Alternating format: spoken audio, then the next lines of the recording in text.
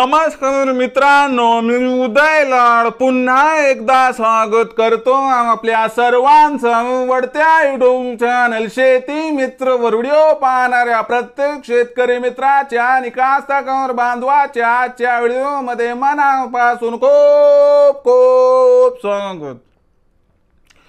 मित्रांनो, thumbnail पाहितलं, title वाचलं हो मित्रांनो, सामान्य कापूस उत्पादक कास्तकार बांधवांचा सर्वात महत्त्वाचा सवाल की अखेर कापसाच्या पिकामध्ये पहिली फवारणी करत असताना कोणत्या कीटकनाशक औषधाचा वापर या ठिकाणी करायला पाहिजे।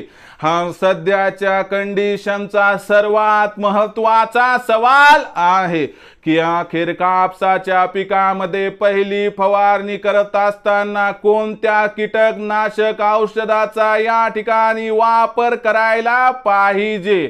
हा तुमच्या मनातील सर्वात महत्त्वाचा सवाल आहे। हा माझ्या मनातील सर्वात महत्त्वाचा सवाल आहे। आज भारत वर्षातील सामान्य कापूस उत्पादक कास्तकार बांधव या ठिकाणी विचारत आहे की अखेर कापसाच्या पिकामध्ये पहिली फवारणी करत असताना कोणत्या कीटकनाशक औषधाचा वापर या ठिकाणी करायला पाहिजे। या प्रश्नाचा अचूक उत्तर जाणून घेण्यासाठी आपण सर्वांनी हा व्हिडिओ आता सुरुवातीपासून शेवटपर्यंत पाहावा। हा व्हिडिओ सुरुवातीपासून शेवटपर्यंत पाहत असताना जर आपल्या सर्वांना हा व्हिडिओ मनापासून आवडला तर जरूर या व्हिडिओला या ठिकाणी एक लाईक करा। जास्तीत जास्त कास्तकार बांधवांपर्यंत हा व्हिडिओ पाठविण्यासाठी या व्हिडिओला या ठिकाणी जरूर शेअर करा।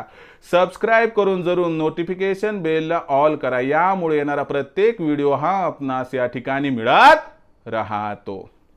तर बघा मित्रांनो, सामान्य कापूस उत्पादक कास्तकार बांधवांचा सर्वात महत्त्वाचा सवाल की अखेर कापसाच्या पिकामध्ये पहिली फवारणी करत असताना कोणत्या कीटकनाशक औषधाचा या ठिकाणी वापर करायला पाहिजे, ज्यामुळे आपल्याला या वर्षी कापसाचं विक्रमी उत्पादन मिळवण्याचा मार्ग होईल मोकळा।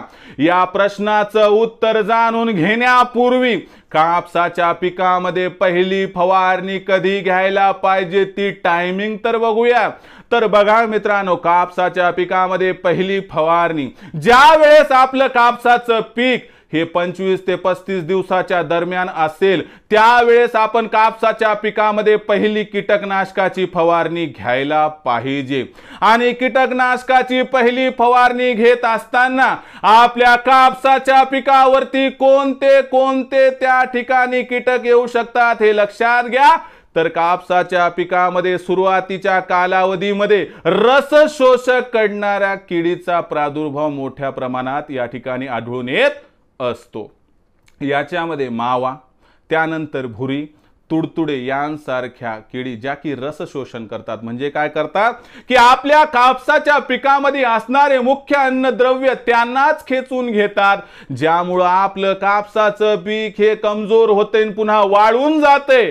तर या असणाऱ्या अडचणीचा सामना करण्यासाठी सुरुवातीच्या काळात काय आपल्याला फार महागडं औषध वापरायची गरज आहे का? हो, अजिबात नाही। पण कास्तकार बांधव काय करतात की बाबा आपल्या ह्याच्यावरती कीट येऊ नये, जगापेक्षा आपला कापूस काहीतरी वेगळा दिसावा म्हणून गरज नसताना देखील मोठ्या प्रमाणात इथं खर्च करतात, पण हा खर्च टाळता येऊ शकतो। मग कोणत्या कीटकनाशकांचा या ठिकाणी वापर करावा? तर नंबर 1 मित्रांनो लक्षात घ्या, पहिल्या फवारणीमध्ये बायर कंपनीचं कॉन्फिडर वापरू शकतात 20 लिटरच्या पंपाला 10 ml। तुम्ही त्यानंतर हे जर नाही मिळालं किंवा आवडत नसेल तर तुम्ही सिजेंटा कंपनीचा एक्ट्रा वापरू शकतात 20 ml ला 5 ग्रॅम। त्यानंतर प्रोफेनोफॉक्स ज्याचा एका एकरासाठी तुम्ही 300 ते 400 ml वापर करू शकतात, नाहीतर थायमिथाइड याचाही वापर करू शकतात। यापैकी कोणत्याही एका कीटकनाशकाचा वापर जर आपण पहिल्या फवारणीत केला तर कमीत कमी खर्चामध्ये 100% मावा, भुरी, तुडतुडे यासारख्या रसशोषक किडीचा आपण नायनाट करू शकतात। तर लक्षात घ्या मित्रांनो, सुरुवातीची फवारणी अत्यंत महत्त्वाची असते, पण फार महागड्या औषधांची इथं काही गरज नसते. जे काम मित्रांनो साध्या गोष्टीनं होते त्याच्यासाठी तुम्ही जास्त महागड्या गोष्टीचा वापर करू नये. कारण नख काढण्यासाठी काही तलवार वापरायची गरज नाही हो, नख काढण्यासाठी नेल कटरचाच वापर करायला पाहिजे. आणि म्हणून सुरुवातीच्या काळात जास्त महागाचं नाही तर स्वस्ताचं औषध वापरा आणि किडीचा नायनाट करा. कारण कापसाच्या पिकावर एक नाही तर आपल्याला 4-5 फवारण्या घ्यावं लागत असतात. तर हा व्हिडिओ कसा वाटला कमेंट सेक्शनमध्ये लिहून कळवा. आवडला असेल तर जरूर या व्हिडिओला या ठिकाणी लाईक करा. जास्तीत जास्त कास्तकार बांधवांपर्यंत हा व्हिडिओ पाठवण्यासाठी शेअर करा. सबस्क्राईब करून जरूर नोटिफिकेशन बेलला ऑल करा. यामुळे येणारा प्रत्येक व्हिडिओ हा आपणास या ठिकाणी मिळत राहतो. तर मित्रांनो, अशाच एका नवीन व्हिडिओसह मी आपला मित्र उदय लाड आपल्या सर्वांच्या आवडत्या यूट्यूब चॅनल शेती मित्र मिळत राहील. तोपर्यंत माझ्या प्रत्येक शेतकरी मित्राचे आणि कास्तकार बांधवाचे आजच्या व्हिडिओमध्ये मनापासून खूप खूप आभार.